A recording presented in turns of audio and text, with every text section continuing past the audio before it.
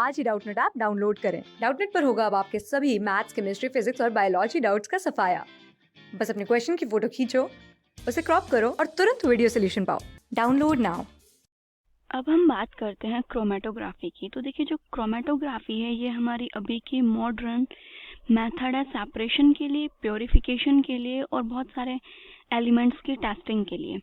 तो जो अगर प्रिंसिपल की बात करें कि जो आपका क्रोमेटोग्राफी है ये बेस्ड किस पे है, किस बेसिस पे आप एलिमेंट्स को सेपरेट करते हैं, तो ये हमारा बेस करता है उनकी एब्जॉर्प्शन पे कि आपके जो डिफरेंट कंपाउंड्स प्रेजेंट हैं एक मिक्सचर में वो कितना ज़्यादा एब्जॉर्ब होते हैं। तो अगर मैं इसके प्रिंसिपल की बात करें तो प्रिंसिपल में आप यहाँ पे लिख सकते हैं based on different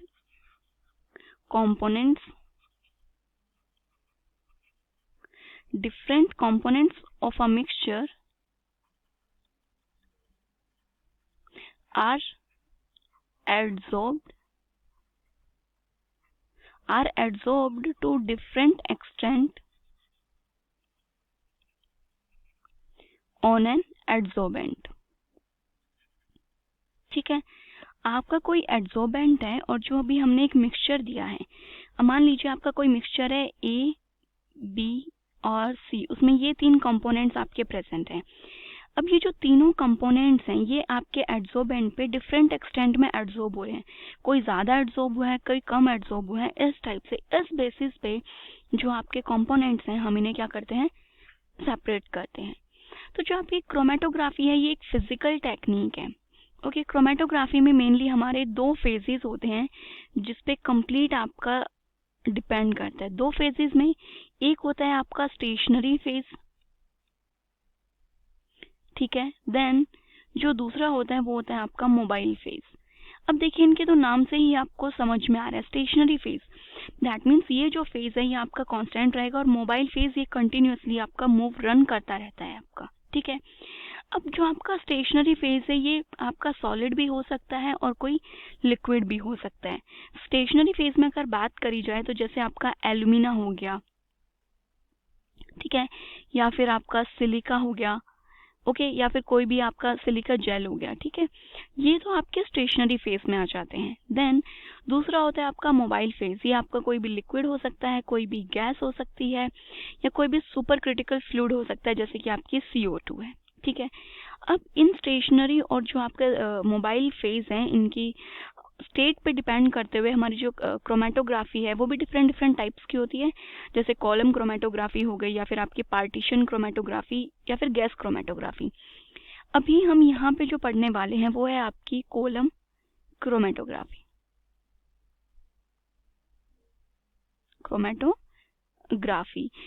column chromatography को इंडस्ट्रियली भी बहुत ज़्यादा यूज़ किया जाता है और इवन जो आपकी लैब्स होती हैं उनमें भी कंपोनेंट्स को सेपरेट करने के लिए कॉलम क्रोमेटोग्राफी को यूज़ किया जाता है। अब होता क्या है कॉलम क्रोमेटोग्राफी में कि यहाँ पे सबसे पहले आपको कोई एड्सोर्बेंट लेना है। क्या लेना है आपने, एड्सोर्बेंट, सॉरी ये आएगा आपका एड्सोर्बेंट। मान लीजिए एड्सोर्बेंट में आपने एल्यूमिना ले लिया या फिर सिलिका जेल ले लिया कोई भी, या फिर आपका जो आयन एक्सचेंज रेजिन होता है वो ले लिया, एंड इस एड्सोर्बेंट को अब आपने कॉलम में क्या करना है, कंपैक्ट कर देंगे। तो ये आपका जो एड्सोर्बेंट है यही आपका किसका काम करेगा, आपका स्टेशनरी फेज का काम करता है। एड्सोर्बेंट ही आपका क्या होता है, स्टेशनरी फेज। अब जो आपके डिफरेंट डिफरेंट कंपाउंड्स हैं वो इस एड्सोर्बेंट पे क्या होंगे, एड्सॉर्ब होंगे।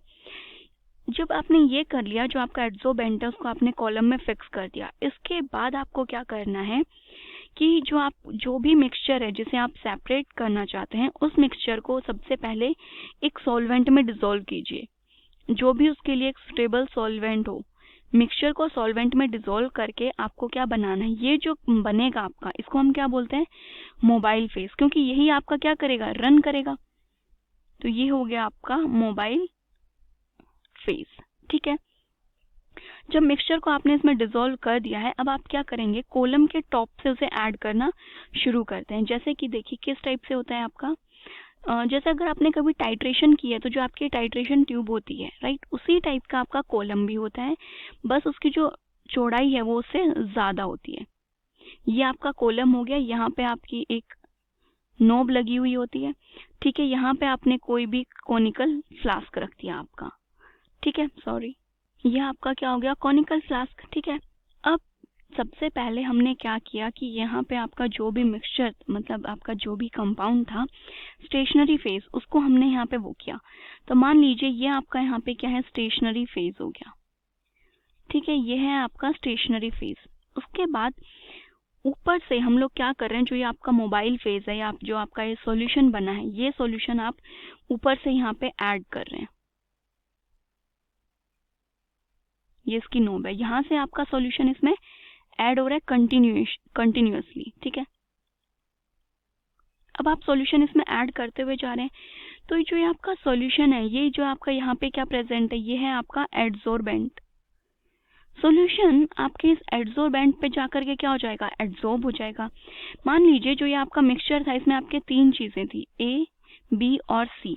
अब इन तीनों की जो एडसॉर्बिंग पावर है वो डिपेंड करती है आपकी पोलैरिटी पे, ठीक है। अब तीनों इस पे डिफरेंट एक्सटेंट पे एडसॉर्ब हो जाएंगी। मान लीजिए कि जो आपका ए है ये सबसे ज्यादा स्ट्रांगली एडसॉर्ब होगा, और जो सी है ये सबसे वीकली एडसॉर्ब होगा, और जो बी है वो इंटरमीडिएट एडसॉर्ब हो गया। तीनों कंपाउंड्स आपके क्या हो गए, एडसॉर्ब हो गए हैं। उसके बाद आपको क्या करना है कि अब आपके सॉल्यूशंस यहाँ पे एडसॉर्ब हो गए। अब हमें क्या करना है कि जो आपका सॉल्यूशन है, आई मीन जो ये आपका सॉल्वेंट था, ये सॉल्वेंट अब आपको ऊपर से क्या कराना है, ऊपर से सॉल्वेंट ऐड करना है यहाँ से। अब सॉल्वेंट के साथ जो ये आपके मिक्सचर, जो आपका कंपोनेंट्स हैं जो एडसॉर्ब हुए थे, वो उसके साथ क्या करेंगे, रन करेंगे। अब मत स्ट्रांगली एडसॉर्ब होने हुआ, सी आपका वीकली एडसॉर्ब हुआ। वीकली एडसॉर्ब होने का मतलब है कि ये इनके बीच में जो अट्रैक्शन है वो क्या है, वीक है। तो जब आप सॉल्वेंट इसमें से रन करेंगे तो सबसे फास्ट जो रन करेगा वो वाला कंपोनेंट होगा जो वीकली एडसॉर्ब हुआ है आपका, ठीक है। तो एक पॉइंट ऑफ टाइम पे जब आप इसमें से सॉल्वेंट रन करवा रहे हैं, तो जो आपका सी है जो कि वीकली एडसॉर्ब था, तो मान लीजिए अगर आपका सी यहाँ पे कहीं पे आया है, तो आपका जो ए होगा, बी उससे थोड़ा सा ऊपर, ओके। एंड देन जो आपका नेक्स्ट आएगा कौन सा, ए, जो कि आपका सबसे ज्यादा स्ट्रांगली था, वो आपका कहीं यहाँ पे आ जाएगा, ठीक है। तो ये आपको चीज समझ में आ रही है ना कि आपका एक एडसॉर्बेंट था जिसपे आपके कंपोनेंट्स जा करके एडसॉर्ब हो गए। अब आप ऊपर से एक ऐसा सॉल्वेंट डाल रहे हो कि जो आपके एडसॉर्बेंट है वो सॉल्वेंट के साथ अट्रैक्ट होंगे।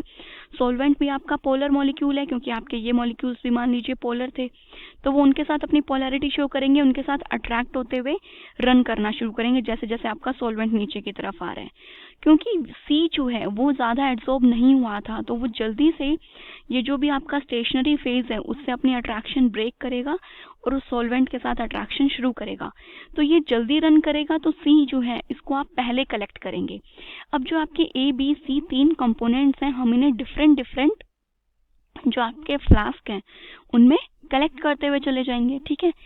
कलेक्ट कर लेंगे, देन जो आपका इनमें सॉल्वेंट आएगा उस सॉल्वेंट को हमें क्या करना है, इवेपोरेट करना है। तो जब आप सॉल्वेंट इवेपोरेट कर देंगे तो आपके जो प्योर कंपोनेंट्स हैं वो हमें ऑब्टेन हो जाएंगे।